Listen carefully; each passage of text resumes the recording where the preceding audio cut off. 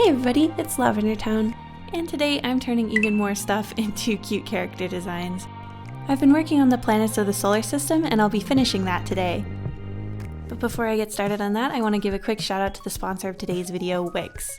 Wix is a place where you can build your own website, and you probably need a website, especially if you're an artist. Having your own personal website gives you that professional touch that a lot of artists are missing, and if you're someone who's looking for jobs, internships, or just a little bit more polish in your online portfolio, a website is a must. Wix makes it super easy with their drag and drop interface to make a professional looking site with no prior experience in website design. If you want to try building your own website for free, check the link in the description, and thank you so much to Wix for supporting my channel. Okay, so getting on with the planet redesigns. Before I did the research for this video, I really wasn't looking forward to doing this planet because all I really knew about it was that it had an awkward name that makes elementary school kids giggle because it has the word anus in it. But Uranus is actually a really beautiful planet, so I feel like I have to incorporate this sort of duality in the character's design as well. I feel like she has to be really shy and maybe a little bit bullied because while she is this extraordinary beautiful planet, all anyone can focus on is her embarrassing name. So it has a light ring structure. It's often seen sort of top to bottom rather than side to side like Saturn, which is really interesting to look at. It's also this extremely beautiful color of blue, and it's super smooth and doesn't have a lot of like modeling or rings, striations in the coloration, unlike a lot of the other planets, which is really interesting. It made me feel like this character should have a very chill and calm demeanor. Because the reason why it appears to be such a smooth planet without these striations and stuff is a lot of the times those striations and spots and things are storms and weather patterns, but this planet actually doesn't have basically any weather, or at least a lot less than most of the other planets that are in our solar system. So I feel like she should be a character who's shy but calm, who maybe keeps to herself.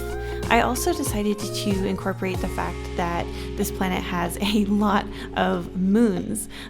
So I just basically made her hair into this very cute sort of loose braid style, and then I put the links of the braid into moons instead. I'm not really sure how that works. I guess it would have to be a type of like hair decoration, but I think it looks cute, and overall I just wanted her to look like a very go with the flow but maybe a little embarrassed sort of character.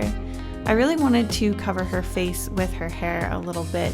I don't know why, I was just kind of feeling it, and I decided to give her a very smooth dress as well. It kind of looks like it's made out of silks or something. It also has sort of a ancient Greece kind of look. I'm not sure what's giving it that impression, but she ended up looking more like a goddess than most of the other planet girls that I was designing, and I kind of like it.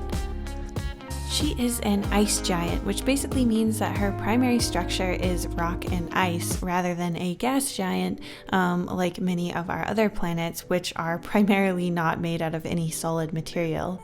Honestly, for her sake, with her name, I'm really glad she's not a gas giant because I feel like she can't take much more bullying, and I'm sure that that would lead to even more. Unfortunately, there is a fair amount of methane in her atmosphere, which is one of the contributing smells to the smell of like a fart or a sulfuric type of smell, which is really unfortunate, but what can you do? She's looking very saintly with her particular halo.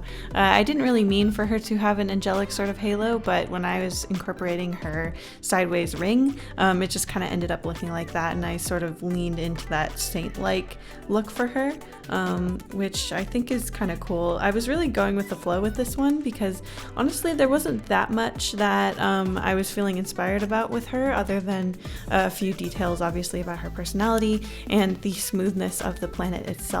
But I'm glad that I was basically able to start pulling some visual references from saints and stuff to go along with this ring system around her head. A lot of people say that limiting their colors makes them feel like the color palette picking is a lot easier, but I always find the opposite. Whenever I'm too limited, like in this case when I really only had mostly blues to work with, I found myself struggling to make her stand out and not sort of fade away into the background. Luckily, her ring system does appear to be a warmer, more yellowish color, and that allowed me to add a little splash of warmth in there, but in the end, I feel like she's sort of faint and ghostly, which might work well with her personality, but it doesn't read as well in a thumbnail. Hopefully you guys clicked on the video anyway.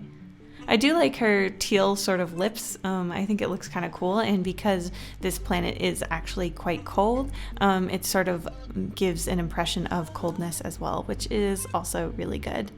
Now, someone needs to give this girl a better name, so if you can think of one, please leave it in the comments and I might pick it in a future video.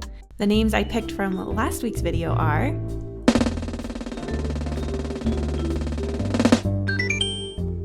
Sadie really suits Saturn and her personality, so I picked that one. For Jupiter, I think Juniper sounds too much like it not to pick, and I'm in favor of this foxy pun, so I'm going with Vixen for Venus. Thank you to everyone who left a name. Next up is Neptune, and I think out of all of the designs, I found this one the hardest to actually do. I was trying to sort of meet one of my challenges, which is drawing a chunkier guy. I tend to like to draw guys as basically noodles. They have no muscle, no fat. They're just like string beans. I think it's from reading too much Jonan Vasquez comics and getting that embedded on my art style. But I wanted Neptune to be at least a little bit more substantive versus the other guy characters I draw, because Neptune is a giant planet. I know a lot of the planets are giants, but Neptune is the densest, so I can't use the helium argument that I made previously with, I think it was Jupiter. Sort of putting away the fact that they're giant planets by saying that they're very light. This is a dense boy. Moto approved dense boy. So I'm at least trying to thicken him up a little bit. Neptune is really cool as a planet because it has fragmented arcs. Unlike Uranus, which has faint arcs, the actual rings of Neptune are sort of in pieces, which I think is a really cool visual effect. So I had that sort of going around his head. I gave him a distrustful, shaggy sort of appearance, mainly just because Neptune, as far as all the major planets go, are the farthest away from the sun, which makes me think sort of aloof personality-wise. Not sure why necessarily, it's just sort of the vibe I was getting, and you really got to go with your gut when it comes to humanizing stuff that has no life on it and doesn't have much else to give you other than some sort of little science facts that you can find on the NASA website. Anyway. Speaking of cool facts, Neptune also is home to a dark spot, also assumed to be sort of a very large storm system of some kind, and some bright spots, which look extremely beautiful in photographs. Some planets just have these amazing reflective little weather patterns across them, and it's quite amazing to think that something's that pretty out there in outer space. I don't know if it's just a lot of stuff I've seen about the moon, but I always picture outer space as very sort of dusty and just like rocks and coldness and nothing. And whenever I see a planet that's like naturally very beautiful that wasn't recolored to be that way, it sort of makes me appreciate how visually different these planets are from each other and how much of the solar system we still don't really understand. So I added these sort of bright neon stripes across his chest to try to give that sort of bright reflective look onto his outfit, and then he was done. I think he looks really uncomfortable and not necessarily in the way I was initially going for, so I feel like there's some things I need to rework with him. Okay, I know she's not officially a planet, she's a dwarf planet, and there's other dwarf planets that are bigger than her, but Pluto is a very special girl and I didn't want to leave her out of this video. So basically Pluto's gonna be a little kid because she's so much littler than her planet's older brothers and sisters. Sorry for that cracking noise, that was just my drawing wrist. You know how it is. God. I really need to do more wrist exercises. Anyway, Pluto. She is precious. So there's a lot of things that are cute about Pluto other than her tiny size. She also has this little brown cap on top of the planet. It looks really sweet, and so I had to incorporate that into her character design. So Pluto also has sort of a heart shape in it, which I can't even stand how cute that is. It's sort of this smooth, lighter area on part of Pluto that looks a little bit like a heart. Obviously it's not really a heart, but it's definitely putting her in my heart. So I definitely couldn't not draw her. Also, I think all the Pluto stans out there would be furious with me.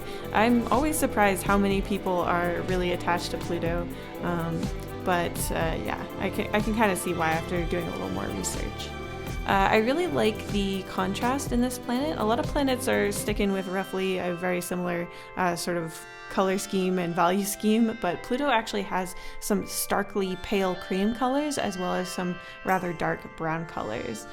Pluto's surface is made up primarily of nitrogen ice, but she also has ice made out of water on her surface. And there is a good possibility that there is a liquid water ocean underneath her surface.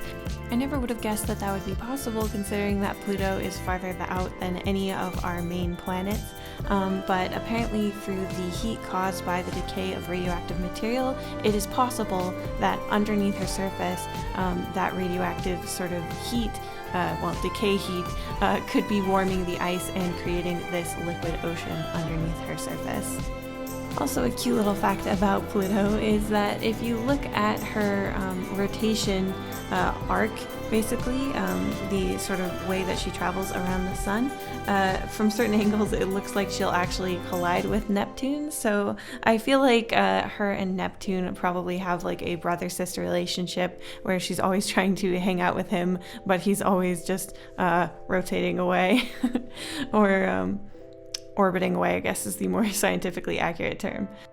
Honestly, I didn't expect to enjoy this character design series any more than any of the other ones, but I have found that these ones that require a little more research, like the Zodiac and this planet one, have been extra enjoyable just because I actually like learning about stuff like this, and discovering more about the solar system and getting to draw character designs out of it was a really fun experience. I hope you guys enjoyed it. Here is the whole solar system as I have humanized them.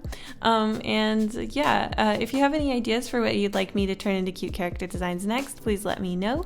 Thank you so much to Wix for supporting my channel. Check out my link in the description if you want to try out Wix. And other than that, I'll see you guys in the next one. Thank you to all of my patrons, including Bella Story, Kalpampong, Clockwork Construct, Dionysus Hagarilis, Dr. Casket, Elizabeth Album, Hope Chilsum, Imagine Creations, JJJ, Joseph Copel, Carla Tapia, Cat Did That, Cured,